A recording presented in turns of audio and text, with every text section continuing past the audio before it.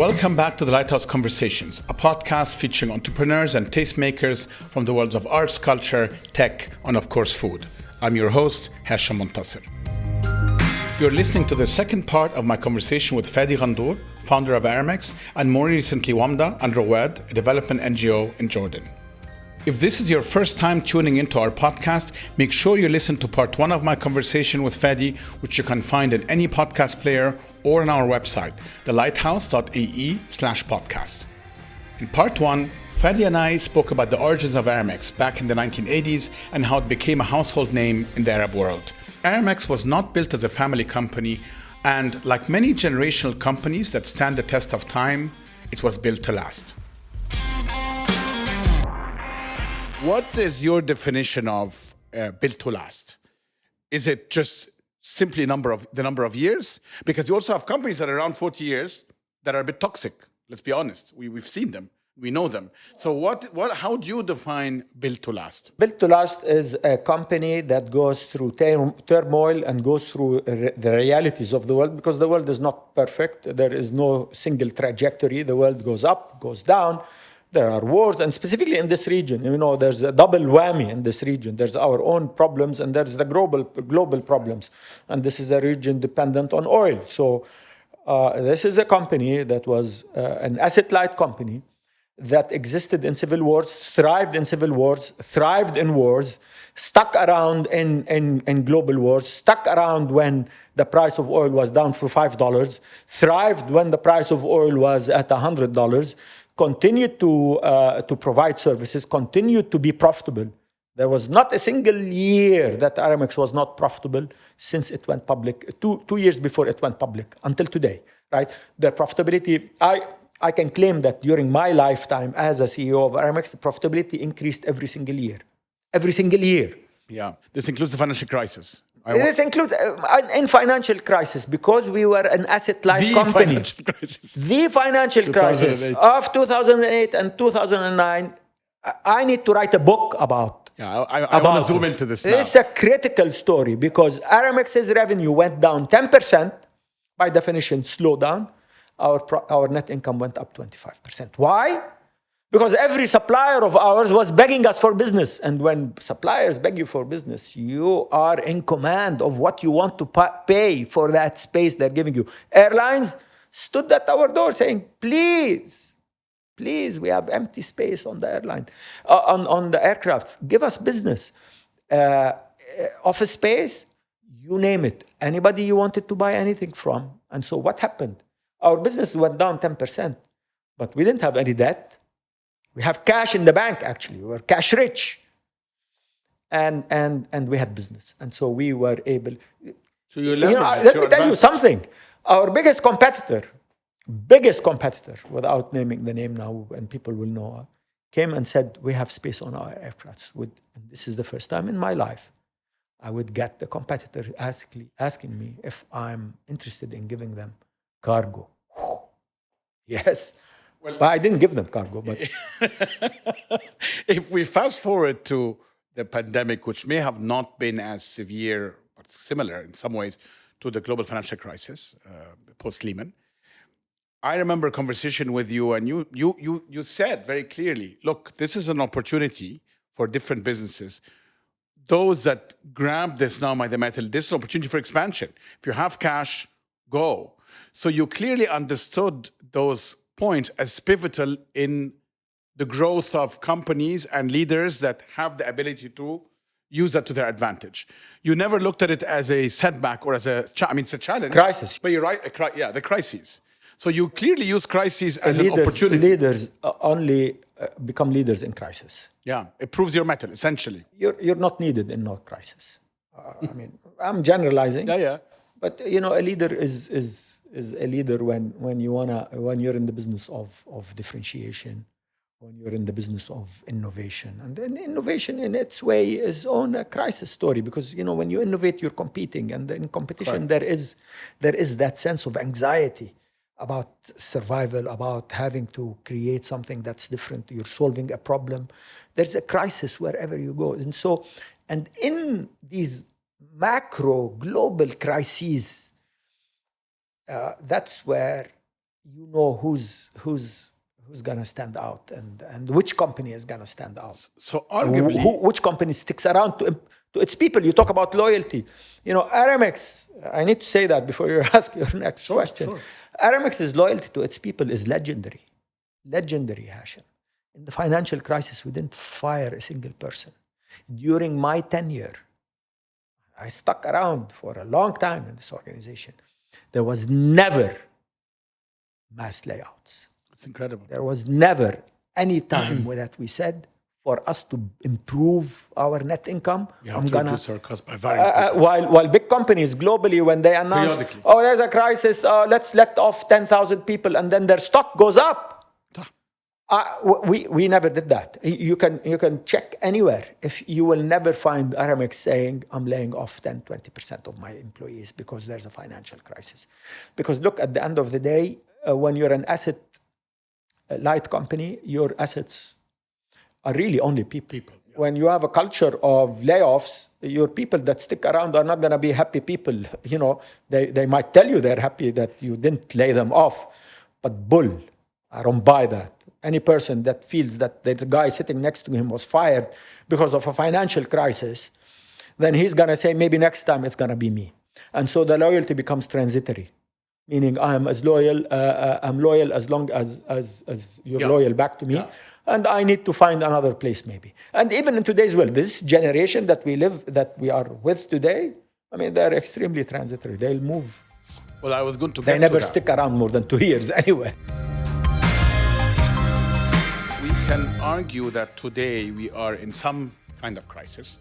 Certainly, we've had a massive retreat in the stock market. Tech, one could look at it as innovation is for sale, or you could look at it as now the the new world. How are you looking at The this post-La La Land. Post La La Land. We Because were we in La La were Land living for in 10 La La years. Land. Mazboot, but we were in it for 10 years 10, and 12 everybody was years. happy. Since the 12 years. financial crisis. Mazboot. Money supply started being abundant, money everywhere. Everybody made money for those 12 years, or most people did at least. And now you're in a new normal again. You are wearing a different hat today as a private investor, venture capitalist. How do you look at that post-La La Land world? Hashim, as I mentioned to you, I gave a talk at the graduation at AUC. Yeah, in Egypt. In Egypt, American University of Cairo. And in my talk, I don't know how much they liked what I said. I basically told them, you are the luckiest class because you are experiencing a market crash.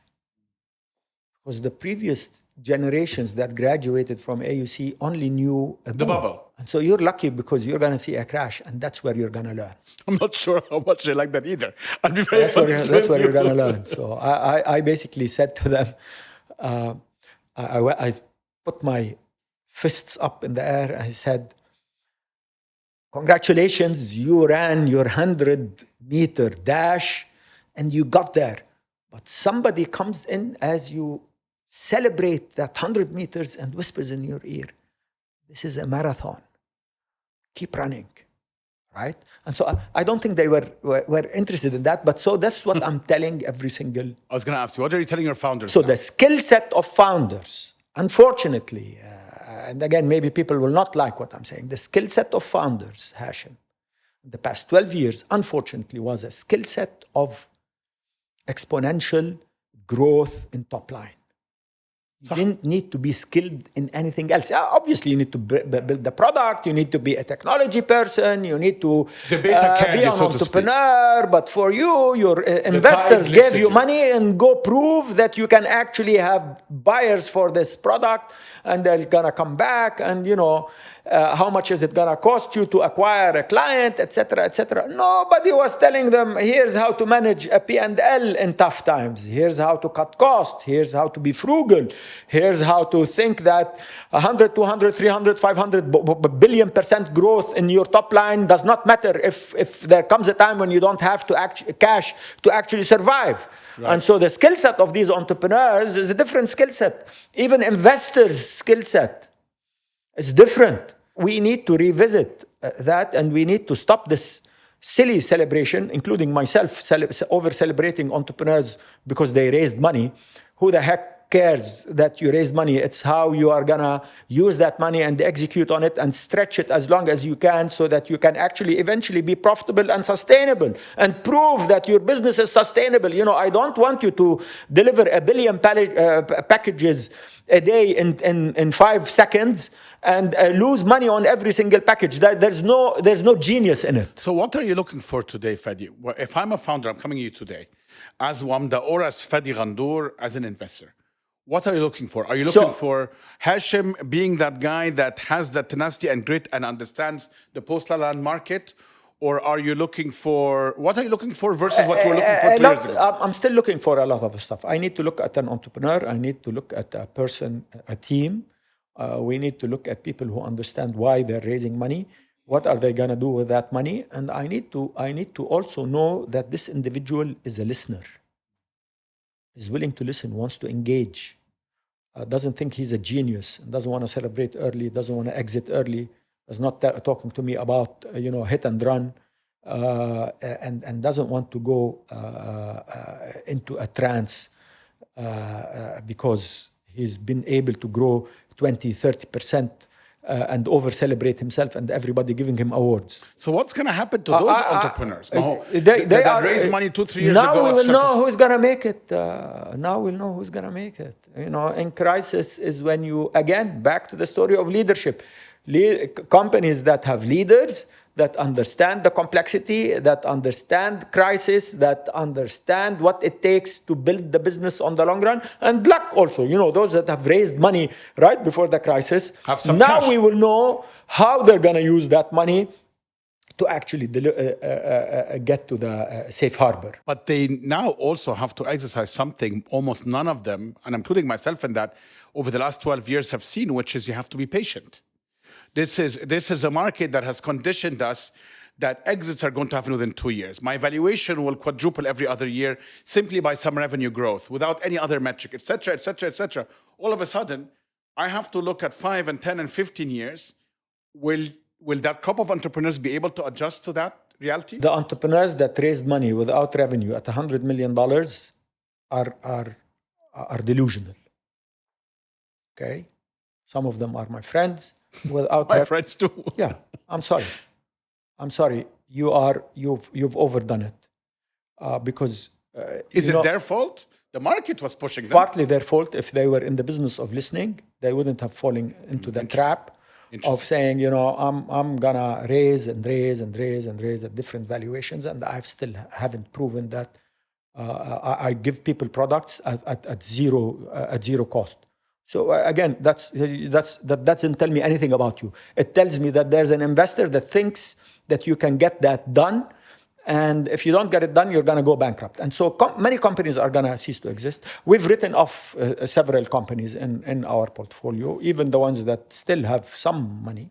But again, you are going to have products that clients pay for. But Fadi, free products don't prove anything. And I'm not raining on their parade, but some of the most celebrated startups in this region and other regions in the last mile space and other spaces never had unit economics that ever made sense, and yet they were acquired for billions of dollars, and they're still around, some of them are not. Lucky. Yeah, now they will have to prove that the unit economics works, right? If they want to continue growing, or else investors will pull the plug. At Uber. Look at Precisely. Uber. If you listen to Dara, the CEO of Uber, I do, and listen to his talks to investors, look and follow what he tells his team. Talks about sustainability, profitability. Yeah. I mean, this is real talk. But Dara is also, he's not the founder. He's coming to fix. He's a pro. Yeah, to fix the problem. He's a guy that has seen it elsewhere. He is a pro. Take that as an example of what the rest of the region needs to do. He's a pro. So no fluff. No, it's not a time for us to play around. Cash is investors' money. We're a public organization. Even if you're not a public organization, VC money is public money, effectively. It's not the time for you to do that. And, it's good to have failures. It means the region is succeeding, maturing, I should say. when you have failures. It's maturing. You will have second-time entrepreneurs, third-time entrepreneurs, and you will have lots of lessons learned. And that's what I was telling the graduating class at AUC. That's where the learning happens. You know, you're in these crashes, you're experiencing new things that matter in how you build your business as you build it today, because you will face another crash. You will have another boom and another crash, and you know, going through the experience is a must for you to understand what to do when it comes next time. One of the key technological innovations that have seen mainstream adoption as a direct result of the pandemic has been Web 3.0, which encompasses the blockchain, cryptocurrency, decentralized autonomous organizations or DAOs, and so on. Web 3.0 is also pushing the boundary when it comes to the creator economy, away from the big tech platforms and onto the hands of creators, essentially our hands. Why Fadi is extremely bullish about Web 3.0 is on the other side of this short break, so stay with us. Welcome back. You're listening to the second part of my conversation with Fadi Ghandour. We've had the Web 1.0, 2.0, the internet software, and now a lot of people are talking about Web 3.0, talking about cryptocurrency, blockchain. Do you think that within this post-La La Land period, there will be more of the same or crucially new technology that will emerge at the forefront? Absolutely. I'm a deep believer in Web 3. I'm a deep believer. And do you believe really it will be decentralized as people say? Or again, you will have 4 or 5 dominant companies that will control? I don't know how it's going to evolve. The jury is out. The debate is everywhere. But I'm a believer in crypto in general. I'm a believer in blockchain and building decentralization, complete decentralization, DAOs and decentralization and the democratization that comes with that, and the empowerment of that single entity, single individual, etc. in these decentralized entities.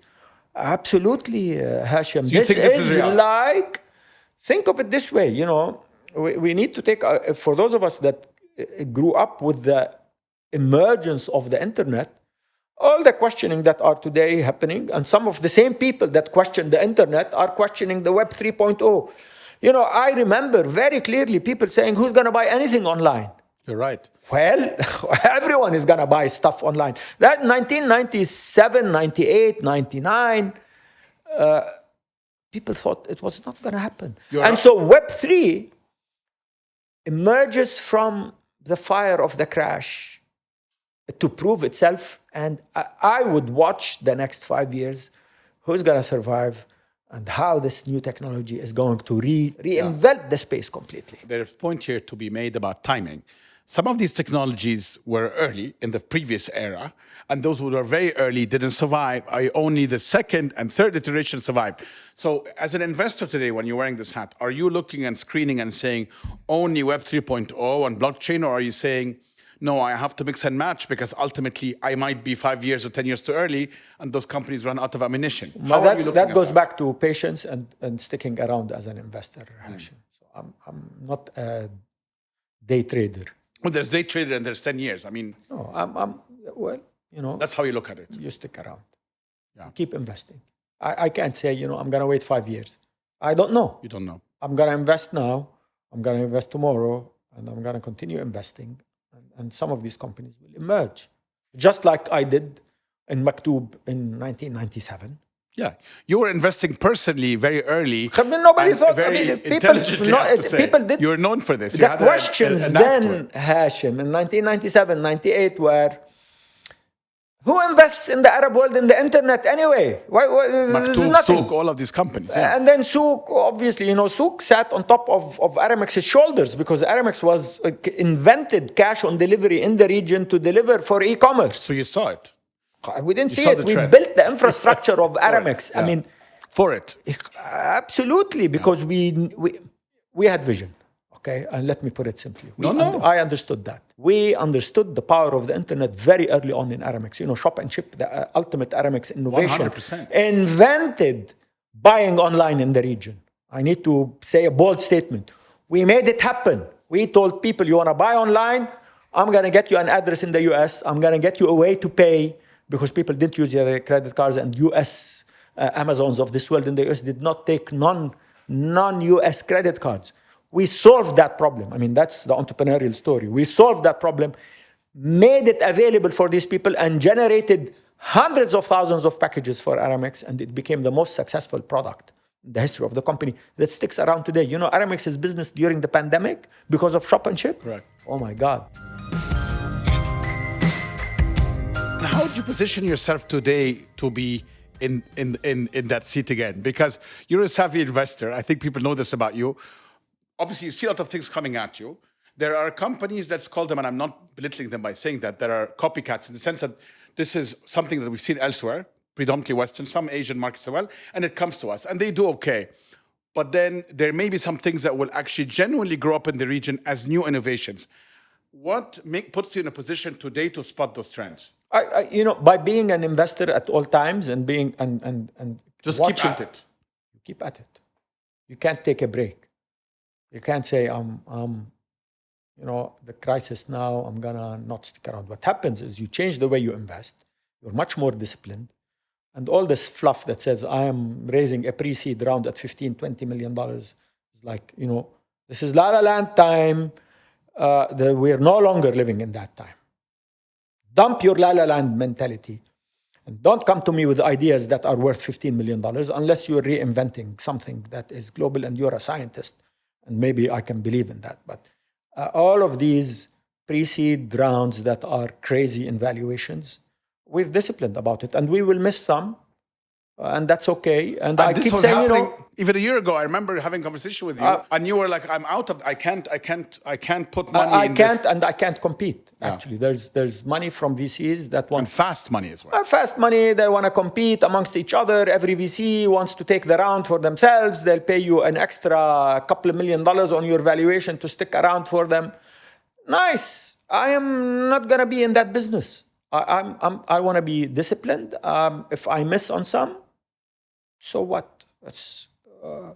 I will not miss on others. And I will tell every investor, every VC, just stop this silly competition and inflating valuations, because it's going to hurt them, it's going to hurt the startups, it's going to hurt the ecosystem. And when the crash comes, there's going to be a lot of pain. And so being disciplined is essential.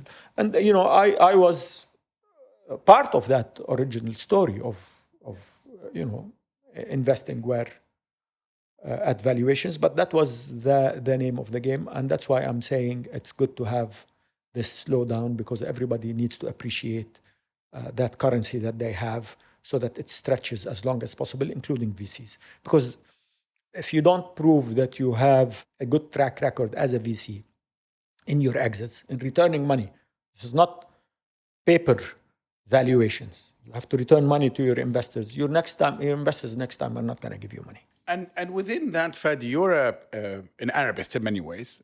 You know, believe in a pan-Arab model of sorts. We have seen different clusters coming up. In America, you have Silicon Valley. Maybe now you have New York and Los Angeles and others, but Silicon Valley is at the core of it. Yes. Similar in India, similar in China, etc. Totally. Dubai has emerged, obviously, at the forefront of a lot of entrepreneurship. Do you think Dubai is the equivalent of a Silicon Valley in the Middle East? What about other countries, Saudi, Egypt, you would think they will compete, they will coexist, they will complement each other? What do you foresee? One, I see complementarity at all times. So I don't, you know, there's a bit of competition, obviously, that we all know about. Which is healthy. I have no problem with that whatsoever. But Dubai has emerged, and the UAE has emerged as a trendsetter and as a bit of a step ahead, because it views the geography a bit differently. So there is that wider geography that this city looks at, and it has understood that a long time ago. And I keep repeating that story. Just look at the flight schedule of Emirates Airlines and see where it flies daily in emerging markets, and you will know the power of this hub. So this is not a hub that serves the Middle East, the Arab world.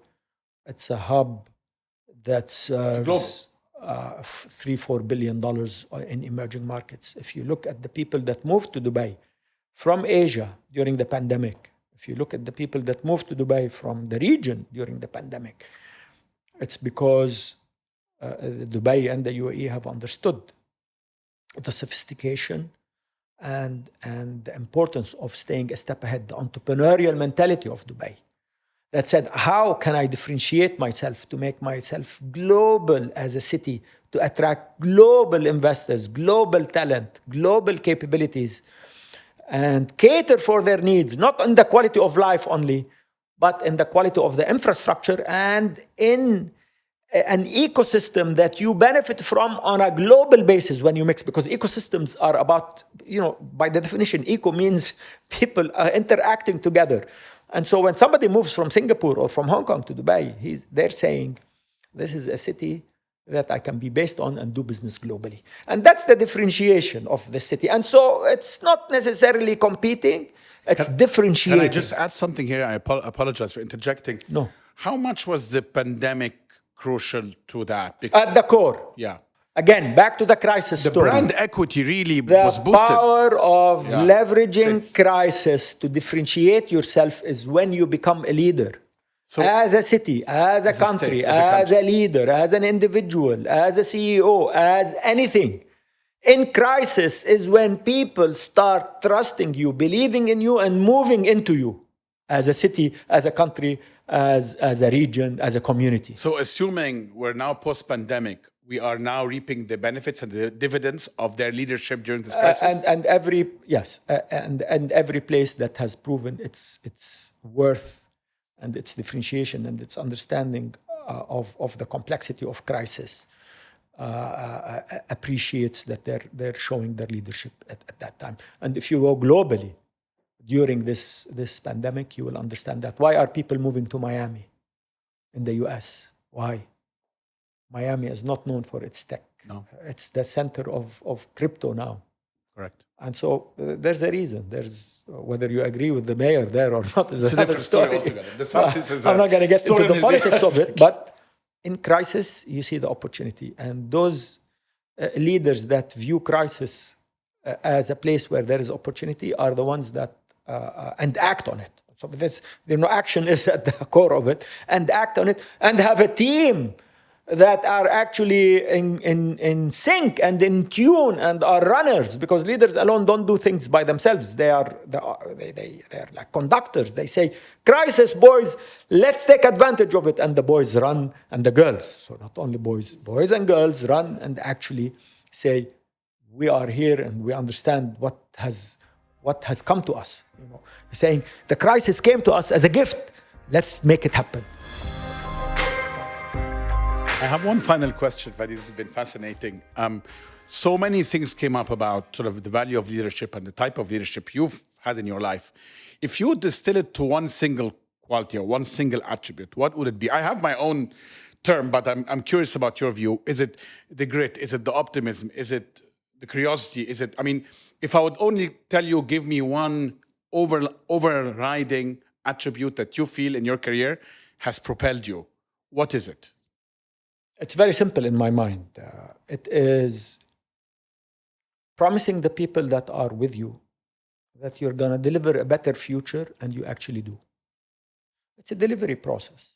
It's but there are attributes that go into delivering this. This does not happen by itself. What is the main attribute here? Sorry, I'm pushing you. I'm curious. For you to deliver this, fine, that is the promise you've given. For you to deliver this, you should be a person, an individual that actually is at the forefront of that delivery process. So I'm hands-on. I'm on the front line.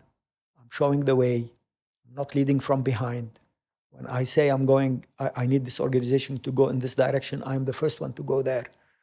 And the pain, the tears, the blood, the sweat, I'm, as a leader, the first one to actually show that it is on me. And so for them to believe, they have to see that this guy is actually fighting the fight, fighting the battle, fighting the war from the front lines. Can't think of a better ending. Fadi, thank you for your time. Pleasure. It's been riveting.